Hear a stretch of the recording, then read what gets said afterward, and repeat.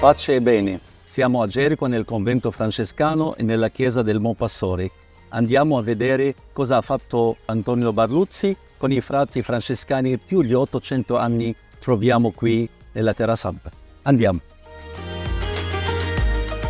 Siamo dentro la chiesa francescana dedicata al Buon Pastore, che in quest'anno festeggiamo 100 anni.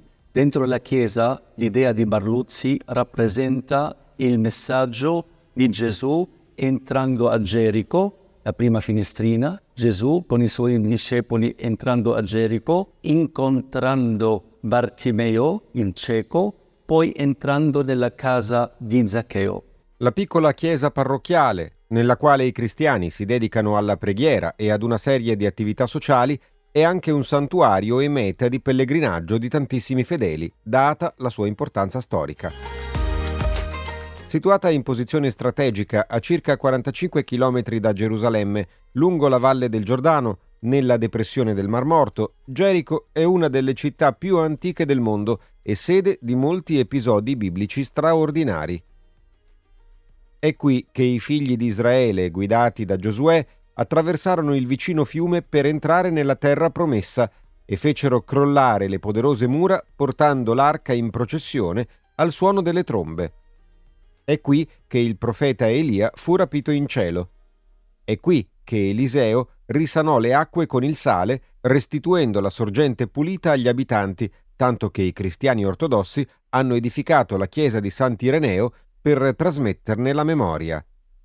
Il Vangelo ci testimonia che Gesù, nel suo cammino verso Gerusalemme, decise di seguire proprio la strada che attraversa l'oasi di Gerico sui sentieri della storia religiosa del suo popolo. Dopo aver sostato in preghiera 40 giorni nel deserto e affrontato la tentazione, scese nella città dove fu accolto da una grande folla. In questa moltitudine gli evangelisti scelgono di mettere a fuoco la storia personale di due uomini. Gerico è un messaggio importantissimo perché come Gesù passa da Gerico verso Gerusalemme e anche se Dio ci cerca, ma l'uomo anche ha un ruolo di cercare anche Dio, di fare la sua volontà, come ha fatto Bartimeo e come ha fatto Zaccheo. E posso dire che Gerico rappresenta la nostra vita. Nella nostra vita c'è la tentazione, c'è la solitudine, c'è la cecità, ci sono tanti problemi. E questo vuol dire che senza Dio non possiamo fare nulla. Gesù, incontrando l'uomo solo sofferente, ha dato un sollievo.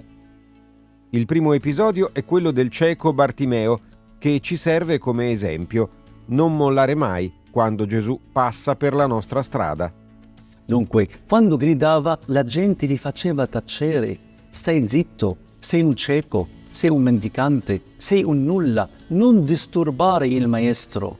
Invece Gesù ha ascoltato il suo grido perché ha chiesto la cosa essenzialissima. Gesù, figlio di Davide, abbi pietà di me.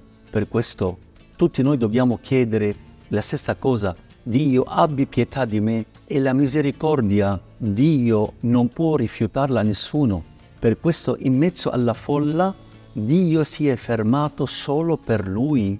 E la cosa più importante anche da illustrare, no? Era un cieco, però era ricco, era illuminato spiritualmente. Prima di tutto ha chiamato e ha confessato chi è Gesù, figlio di Davide. Bartimeo ci insegna che dobbiamo pregare sempre, principalmente quando siamo nell'angoscia e nell'oscurità. L'altro episodio è quello di Zaccheo, un pubblico peccatore. Gesù entra nella sua casa e con la sua presenza porta la gioia all'uomo che aveva soltanto soldi, potere e ruolo, ma mancava del bene più prezioso. Gesù, l'unico essenziale. Zaccheo aveva dei problemi interni e esterni. Esterni a causa della folla non poteva incontrare Gesù. I problemi interni era basso di statura. Dunque cosa ha fatto? Ha dato un slancio, si è fatto un sforzo per salire sull'albero. Cosa vuol dire salire sull'albero? Vuol dire trovare un mezzo per superare le nostre difficoltà quotidiane, mettendo sempre lo scopo di incontrare Gesù. Perché quando ha incontrato Gesù è sceso Zaccheo tutto contento, diverso da come è salito. di Zaccheo e, secondo Fra Mario, fa un salto di qualità nella sua vita come uomo. Si pente dei suoi peccati, si umilia e vuole restituire agli uomini quel che ha preso di più.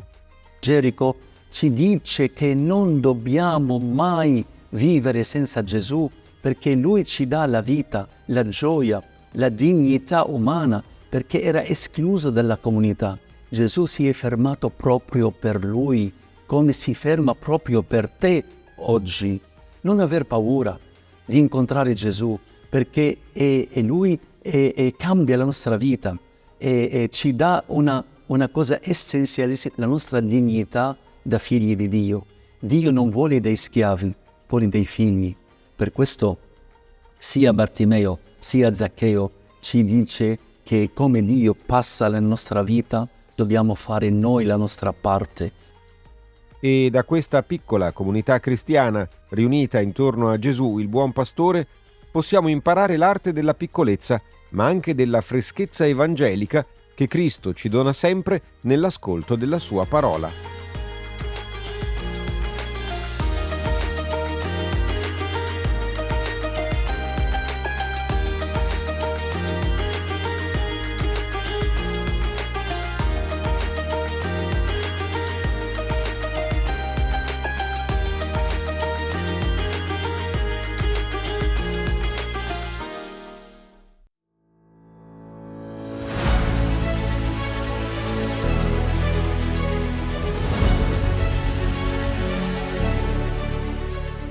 Apriti a un gesto di solidarietà e sostieni la missione della custodia di Terra Santa.